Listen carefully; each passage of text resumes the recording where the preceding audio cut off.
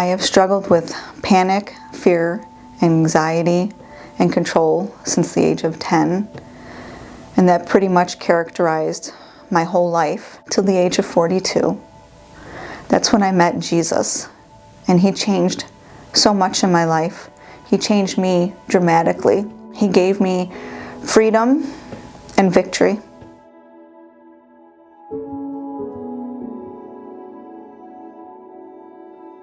My name is Rayanne Majewski, and I am 53 years old. The first time I can remember experiencing anxiety, fear, and control, I was 10 years old.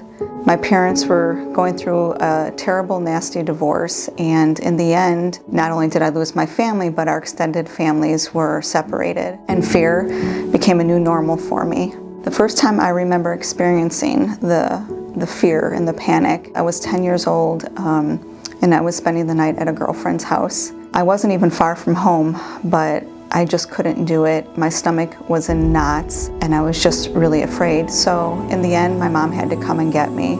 And months and maybe even a couple years after that, I had tried several other times to spend the night at a friend's or even family members, and in the end, my mom just had to continue coming to get me. I mean, it was hard to even explain the fear that captured me. And it just stayed with me. So then in my 20s, I was living on my own, and I went to go meet my mom, and on the way home, I just felt something wasn't right, and a bridge was approaching. That was when I experienced my first panic attack. I was going over a bridge, and I can't even explain the feelings, but my hands just braced onto that steering wheel so tightly, and I was sweating so profusely, and my mind was unfocused. And I was just blocks away from getting home.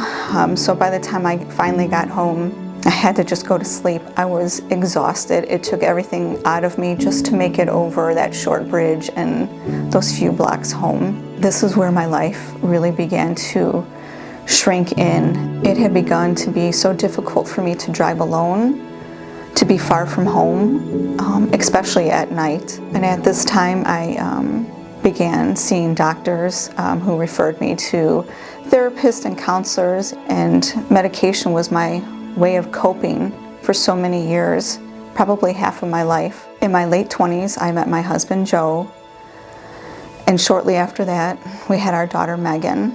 Years later, Megan started playing soccer. And all that was going well, as long as the games were close to home.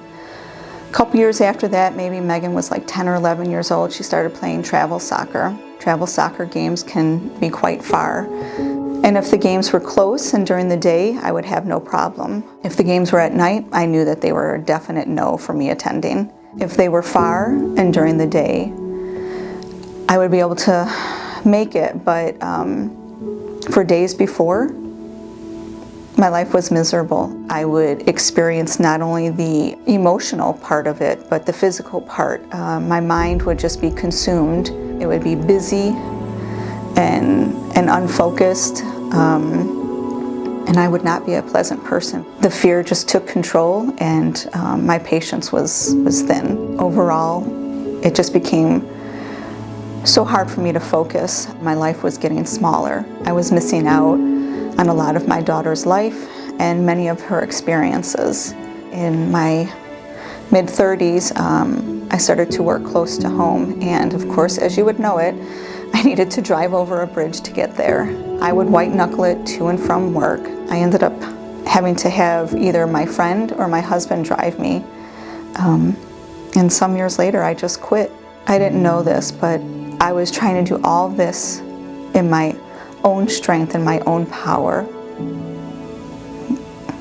I learned very quickly that you just can't do that. So you see, I knew about God, but I didn't know God. And I knew God had a son, Jesus, but I knew nothing about Jesus. And I certainly did not have a relationship with God. A day came when I couldn't even drive 4 blocks from home. I felt so overcome and overwhelmed, and so I just turned around and I pulled into the driveway and I just cried. I asked God, why? Why did this life have to be so hard? Why did so much fear have to take my life over. And I asked myself, how did I even allow it to get this bad? I knew that I needed so desperately to be free of this way of living. And in that desperation and in that moment, I just decided to give everything, all my fears, all my worries to God. In that moment, I just felt such peace, a peace to this day that I really can't explain. I felt so much love and warmth and freedom. And I knew this was because I surrendered everything that I had been trying to do on my own and keep control of when I really had no control of it at all. It was God. It was only God. And I know that God walks with me. By this time, I'm in my early to mid 40s, and Megan goes off to college. It's about 2.5 hours away. And the thought of trying to drive there, it became overwhelming. It was suggested to me by a lovely lady to begin writing scripture on index cards to combat the lies that Satan had put in my head for so many years. Sometimes, however, I would just be so nervous that all I could say was Jesus' name, and His name has so much power. And I was able to make it through those drives without being exhausted. I could see His beauty around me as I was taking these drives. And I was beginning to have victory because I was trusting. I was trusting in the Lord. So I hope you could see that most of my life has been consumed with fear, panic, and anxiety. And I can see, looking back in my life, that God always was watching out for me. God was always faithful. He brought me a husband who was patient with me and loving towards me. God provided me friends who showed me the love of Christ. And this is where I began to see all that God can do for all of us, for me, through the people He put in my life. And this is when I gave my life to Christ, because He surrounded me with His love and His people. And that happened at the age of 42. So for 42 years of my life, I didn't have Jesus.